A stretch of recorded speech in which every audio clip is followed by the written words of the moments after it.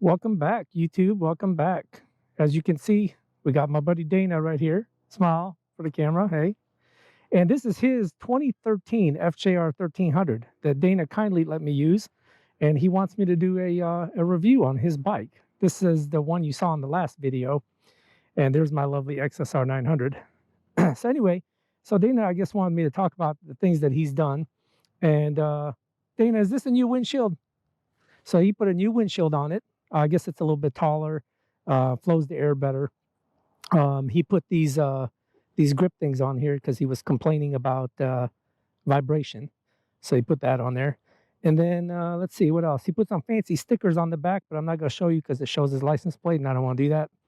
And then he put these cool tank pads on it with a gas cap. And he wanted me to make sure I mentioned that he replaced the shift mechanism right here, the shift lever. I guess it makes it longer and it flips it upside down. So I guess it changes the length of the throw on the shift. So that's that. I guess this comes off of a Yamaha R1. So for those of you that don't know. And I'm trying to think what else he did. I can't remember. I think that's about it. And so some statistics that I mentioned, or I want to mention on the bike. So this is a 4-cylinder 1300cc, 1298 to be exact. And they claim a 6.6 liter or 6.6 gallon tank, which is pretty good. I think you go, what, about 200 miles maybe on a tank, roughly? I think so, about 200 miles. So that's pretty good because my XSR gets about 120 and a few lights on. The seat height is adjustable up and down. I think it's 2 different positions. He's got in a high position, but I think the low position, I think is 30.8 or 31.8. So it moves it about an inch. But the bike is a heavy beast. It's 673 pounds. So it's a heavy beast. And we'll talk about that in just a minute. And we'll take it for a ride and see how this thing handles. I think these are stock. They don't have risers on them. My friend John, his bike has risers on them, so it brings it up a little higher. But yeah, that's about it. So let's take this bad boy for a ride and see how it handles. You ready? Let's go. Let's do this. So Dana's gonna ride my my XSR, and I'm gonna ride this thing, and hopefully you guys can get a good view. I try to adjust this angle up real good. So just real quick, this one is the A model. It does not have the electronic suspension on it. However, I got to tell you, last week I took a 2020 FJR with the electronic suspension for a ride, and it was fantastic. But there's a menu toggle right here where you can change what you're controlling. So that's heated grips. And then it's got some menu functions. Tells you how much range you have, your average fuel, temperature, the engine temperature and your range, and then your trip odometers. This one has 8,193 miles on it and some other miscellaneous stuff. And then this one has a electronic windshield on it, so you can make it go up and down. I'm gonna leave it in the up position for wind purposes. And it's got 2 modes, touring mode, it's right there, the T, or you can hit this button to the left and it'll put it in sport mode, and we'll try both of those to see how it goes. But let's fire it up and see how this baby handles. I can tell you already, it's heavy. It's a heavy bike. It's not unbearable by any means. It's doable, but it is heavy and you feel it. If I'm comparing it to the XSR 900, this thing's a beast. But it's very comfortable, very plush. My knees are just slightly bent, and my arms are in a nice, comfortable position. And when I come to a stop, I can put my feet down and I'm on tiptoes on both sides. But again, he has the seat in the up position, so it's 31.8. I'm 5'10" with a 32-inch inseam, and I'm tiptoeing this thing. So the good thing is the wind protection is fantastic, especially with this windscreen. If I put it down, you'll probably hear some wind. So I'm gonna just leave it up, but it creates a nice bubble for you. So if you're worried about being a little cold outside, you just put this thing up and it's golden. However, when I'm sitting on it with this particular windshield, my field of view is right at the top of the windshield. So the top of the windshield goes right in my field of view, like right in the middle. So I guess I would say that's a negative. He didn't want me to mention too many negatives, but I'm just going to be brutally honest and tell you what I think. So like I said, I'm tiptoeing it, and it's not as easy as it sounds, because it does have some top heavy weight to it. What is this guy doing? Nothing. All right, we'll go this way. So the shift on it, I drove this bike once before Dana replaced the shift mechanism on it, and I don't notice a difference.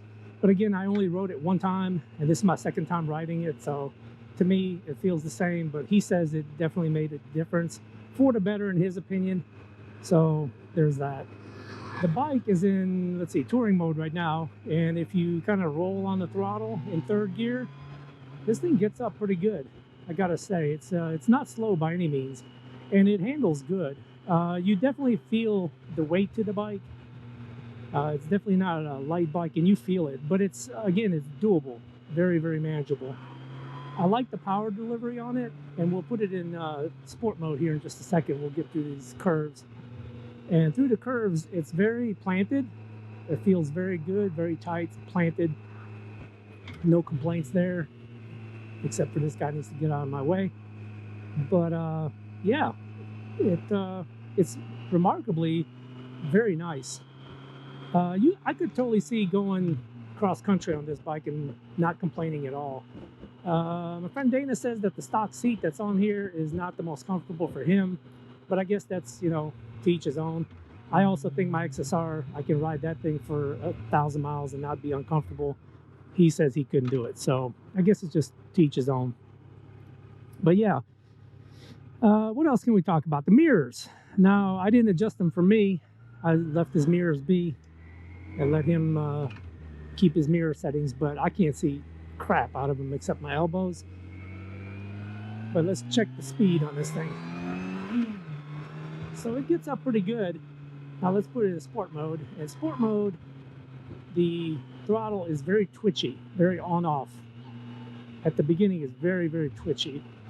You can see I'm just barely hitting it, and it's very jerky. But once you're on it, it definitely gets up and goes with no issues. It's not a slow bike by any means, and we'll give it a test run here in a minute. But the wind protection is fantastic.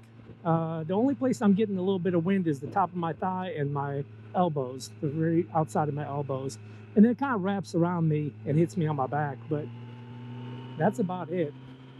And then if we lower the windshield down, then I get, my helmet gets wind, but my chest doesn't get any wind at all. So I'll put this back up just a little bit. And the suspension, let's talk about the suspension. So it rides very smooth. I can still feel the cracks in the road, but it's not bad. When you hit a bump, you can feel it, but it's very plush. Now when you brake, let's try doing some braking here. Not a lot of nosedive on it. It feels good. And I like the sound of it. This has stock exhaust, and I love the exhaust sound on this. They always talk about putting some aftermarket exhaust on it, but I don't think it needs it, to be honest with you. Yeah, it gets up. It's not a slow bike. Would I recommend this bike to somebody? Yes, absolutely. With one caveat to that. For the price of this bike, like if you're looking at the new one, not a used one, but a brand new one, if you're looking at buying a brand new one, if you're looking at FJR1300, the competition, such as the Tracer 900, okay, it's got a smaller engine, but it comes with way more goodies. TFT display, ride modes, ABS, all that nonsense, is a hell of a lot cheaper. The KTM, what is that? The KTM, you could get the touring adventure bike. I think that one is the 1290. I think that one's like about the same price, 18, 19,000. A lot more goodies. There's plenty of other options out there for the same price or cheaper, with a lot more technical stuff. So yes, I would recommend this bike. It's a great bike. It's comfortable. It handles good. However, I think it lags on the updates. So if I was comparing it to something else, would I get it? No, I would not. But you know, the FJR1300 has been the same bike. I don't even know how many years. Over 10 years. Well over 10 years. So would I get this bike? No, I probably wouldn't. Just for that reason. Now, if they updated it with a TFT display, ride modes, I think this one does have ABS. But if it had traction control, ABS, lean angle sensitive ABS with a IMU in it or something like that, LED lighting, maybe reduce the weight down a little bit, you know, some other modifications, even just so much as the button layout. This has been the same for ever since God talked to Moses. And other than the colors and some very minor, you know, body panel modifications, this bike has been the same forever. I think it's very outdated. But other than that, it's a great bike. And if you're looking at a used one and you find a good deal, or what you think is a good deal, and it, you know, it's in your budget, in your price range, I would say go for it. Jump it. You can't go wrong with it. And it's a Yamaha. Proven reliability. It's a great motorcycle. Every 26,000 miles, you have to do a valve check. My friend John had, I think his was a 09. When he did his valve check, it was in spec at 26,000. Now, the second bike he had was out of spec when he did it, but it was just slightly out of spec. So he could probably left it and been fine. But it's a long interval for service. So yeah, not much. Change the oil, put tires and brakes on it whenever you need it, and I think you're golden. Overall, my opinion of this bike is it's a fantastic machine. It's a Yamaha. It's comfortable. I could ride this all day long and be just fine. Would I buy it for myself? Probably not, just because of what I talked about earlier with the technology in this bike is just too outdated. Especially for the price that they're asking for one brand new. Now, not leftover, but a used one such as this one with only, you know, 8,000 miles, 9,000 miles on it. If you get a good price on it, I would say jump on it all day long. And yeah, that's pretty much it. What would I do to this bike? Well, Dana already did the windshield, so that's good. I would leave the exhaust. I wouldn't even mess with the exhaust. I would just leave it be. Oh, someone went in the... What was this trooper want? Does he want to go by? Nope. He's going the other way. Okay. So, yeah. I would get rid of these fat grips. I'm not a fan of these fat grips that he's got on here. I would have changed out the grip itself, not put something over the grips. That's my personal opinion, but that, you know, this isn't my bike, so you do you, right? Some people put the risers on here that makes the handlebars come up. For me personally, I think they're perfect. If you straighten your arms out, you kind of got something to lean on. Oh, by the way, I forgot to mention this bike has cruise control, so that's real nice. I like having cruise control. My Aprilia has cruise control, believe it or not. Don't know why, but it does. I don't think it needs it. It's a sport bike, but whatever. And this thing gets up. And I bet it's a hell of a lot of fun in the mountains. Which, by the way, we were going to go to the mountains tomorrow, but it was supposed to be like 70 degrees and partly cloudy, and they changed it to 57 and raining all day. Only tomorrow, though, the day that we were supposed to go ride. Go figure. So anyway, that pretty much sums it up. If you have any questions about this bike, let me know and we'll try to answer it. Or if you want to see anything more about this bike, it's my friend Dana's. He'll let me ride it and we can talk about it. If you have any questions, comments, concerns, leave them below. And please like and subscribe to this video. That way I know that you enjoyed it.